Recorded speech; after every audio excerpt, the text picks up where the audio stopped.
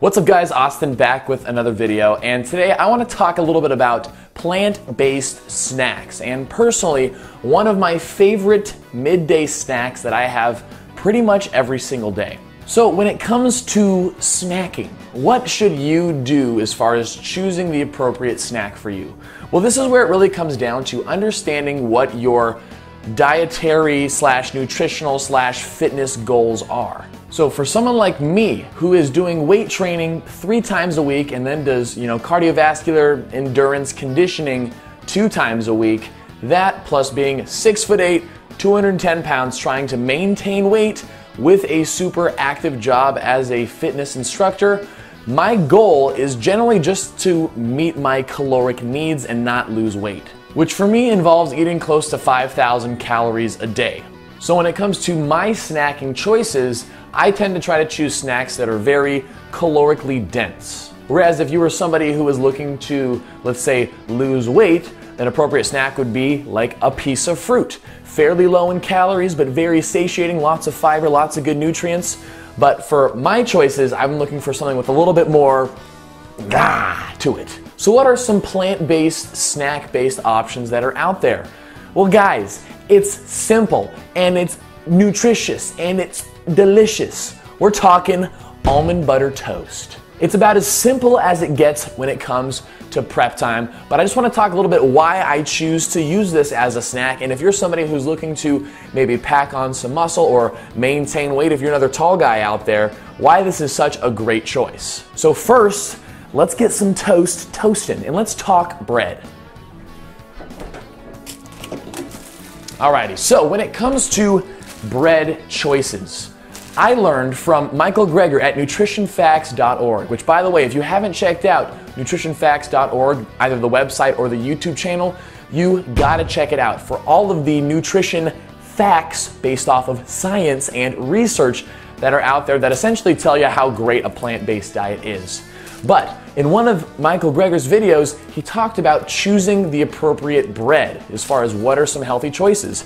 Because you think about it, when you go to the store and you look at the bread selection, there's about a gazillion different breads, and 300 of them say 100% whole wheat. But you try some, and some are super good and kind of taste like white bread, and some are like super healthy tasting and don't taste quite as good. So it's like, which bread is good? Like, how do you know which ones to choose from?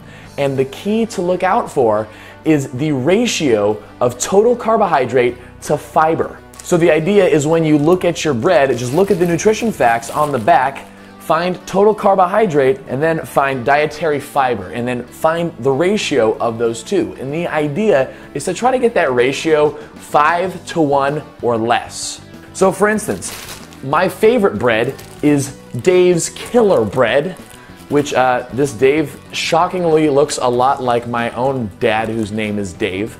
But anyway, if I look at the back of these nutrition facts, we can see that total carbohydrate per serving is 22 grams and dietary fiber is 5 grams. So if you do that ratio, 22 to 5, and then you use your math skills to reduce that ratio, that comes out to be about 4.2 to 1, which is under that 5-to-1 ratio, which means this is generally a very good, healthy choice of bread. Compared to some other breads that you'd find where you look at the total carbohydrate, it would be, like 30 grams, and then dietary fiber, 1 gram or 2 grams, which is like a ratio of 30-to-1 or 15-to-1, super high ratio. And so the idea is the more fiber in the bread, the better. So this is my personal choice.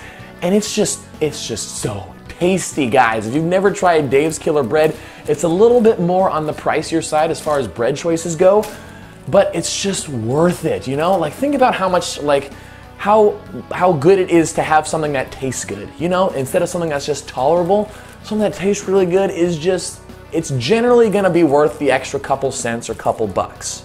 All right, this is you putting good food into your body. And if you can find good food that tastes good too, it's worth it. So anyway, what do? Well, you toast the bread. Simple as that. Now, my favorite kind of toast is generally the darker kind of toast. Everyone's gonna have their preference, but you just find your toaster, you get your toaster setting, and you toast it on up. Now, while that is cooking, let's talk almond butter.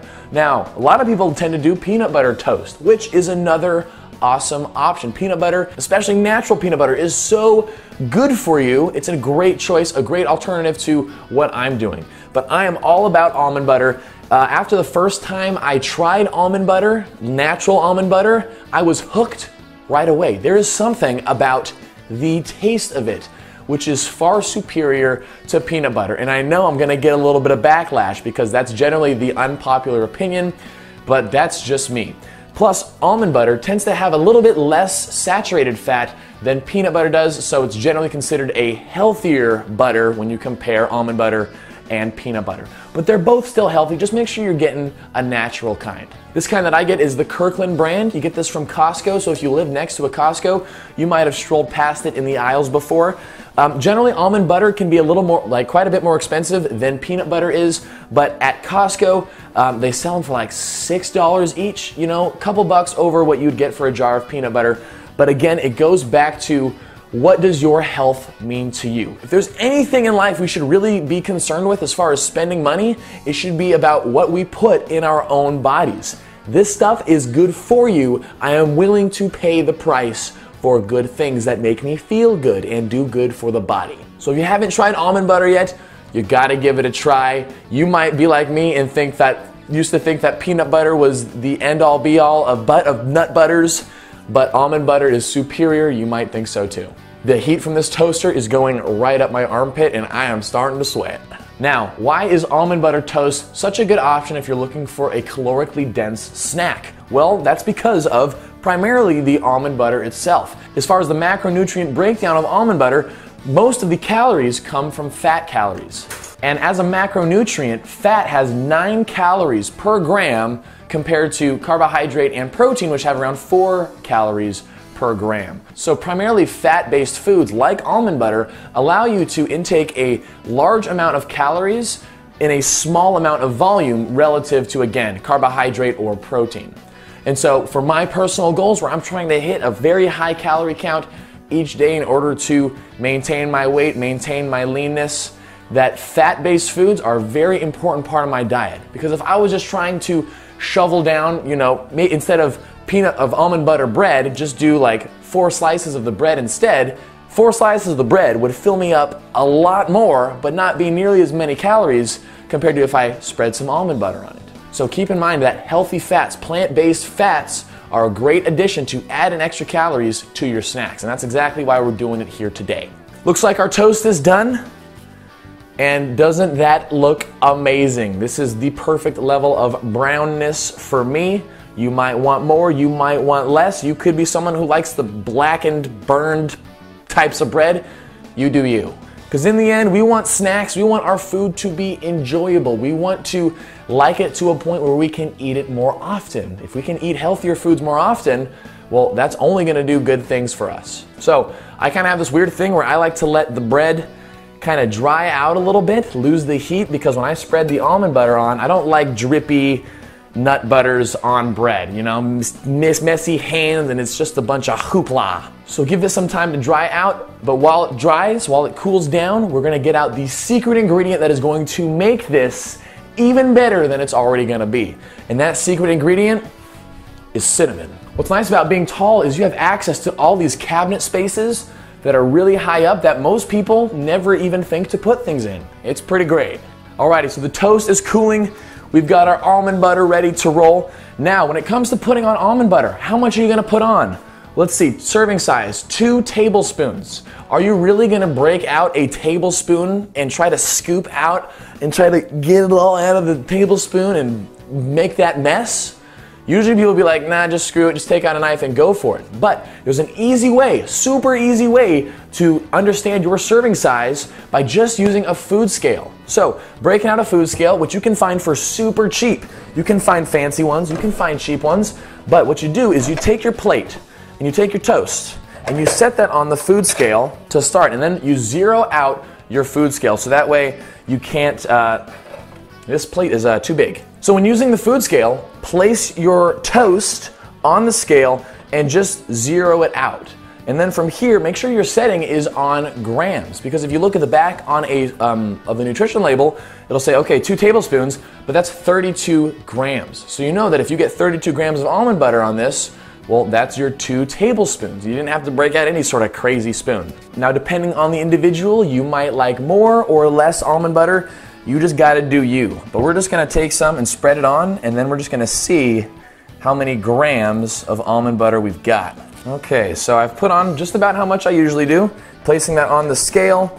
That's gonna lead me, okay, it says 37 grams. So I know that's just a little bit over that 2 tablespoon serving size. So essentially, it is a serving size of almond butter. And then from there, take your cinnamon and just give it a little sprinkle. There's something about the cinnamon and almond butter combo that is just out of this world. Way better than peanut butter and cinnamon if you've ever tried that. This is like next level. So you just give a little sprinkle. Doesn't need to be perfect, but it's gonna taste so good. And so you can do the same thing for both pieces of toast. And you know, you might be surprised. Maybe you just load up on your almond butter and you don't even realize that you're putting on maybe 2 servings worth, or maybe just a half serving's worth. Because you know, when it comes down to strategically either losing weight or gaining weight, you need to be really in control of the calories that you're eating. And so using a food scale for little things like this make a big difference to help you realize how many calories you're eating or not eating. But anyway, we've got the toast ready. We're gonna go munch on it as we take a look at the nutrition breakdown of the almond butter toast. Well guys, I've got some bad news. I ate my toast without you. I know you're bummed, but it was real good. We're still gonna talk about the nutrition facts of what I just ate. So I'm on Cronometer.com. That is what I use to track my food intake. So I've taken the time to input both the bread and the almond butter into Cronometer, into the food diary, just to see the breakdown of what I just had. So looking here, 660 calories total. That's real nice, because it's not a super filling snack, at least for me, but I'm used to eating a lot of food. For a lot of people, that's going to be quite a bit of calories. But again, it kind of goes back to what we talked about as far as fitness goals, nutritional goals, like how many calories do you need in a day? Some of you probably need close to 2,000 and not close to 5,000. It all depends. And so that is why, in this case, this was a much better snack option than just a piece of fruit would have been. That would have been, around 100 calories or so. This was 6 times that. Perfect for what I need. And then just looking at the breakdown as far as nutrients go, especially from the Dave's Killer bread. They don't call it killer just because it's good. It's also really good for you. Get a nice breakdown here of the minerals that we had in the bread. And a lot of these bars decently filled up from just 2 slices of bread. And again, these are the mineral calculations based off of my personal person, 6'8", 24 years old, 210 pounds. These daily requirements are going to be different for each person. But it is nice to see that, from just a couple slices of bread and some almond butter, that we get a decent amount of nutrition as far as in the forms of vitamins and minerals. Not to mention a nice big chunk of iron from eating this snack. Iron is typically a nutrient of concern, quote unquote, that a lot of people have when, if you're telling people that you're on a plant-based diet, people are all of a sudden concerned about your protein and your iron. Well, this just goes to show a couple servings of almond butter gets you a nice big boost in iron in your diet. Now, as far as the macronutrient breakdown, this is something that I don't usually focus on too much because in the end, if you're trying to gain weight or lose weight, you need to be in control of your calorie intake, not necessarily be overly concerned with your macronutrient ratios. So I've got 58 grams of carbohydrates, 40 grams of fat, and 22 grams of protein in this snack. And what's cool to note, this kind of goes back to the calories per gram idea, is that if we look at the macronutrient ratios then, as far as 100% of total fat, carbs, and protein, fats make up 53% of the calories from that snack. And that's because, again, 9 calories per gram, even though most of the actual mass from the food was from the bread, that was the real filling portion, most of the calories still came from the almond butter. That is why healthy fats are such a crucial, important part to my diet and to yours too if you're looking to meet a high caloric intake. But I guess the main point of this video was just to show how simple but nutritious and calorically dense snacks can be when following a plant-based diet. Those following a plant-based diet aren't just eating salads all day, okay? We make things simple and really good all at the same time. You don't really need to overthink things. This is something that you can eat every single day, super quick to make, super awesome. So I just wanted to share that with you guys. I would love to hear what kind of snacks you like to make in the middle of the day based off of your own fitness goals. Let me know down in the comments down below. And if you have any questions about other things that I eat, what I do as a super tall plant-based advocate, just let me know down in the comments. You guys are awesome. Thanks so much for watching the video. Leave a like if you enjoyed it, and I will see you in the next video.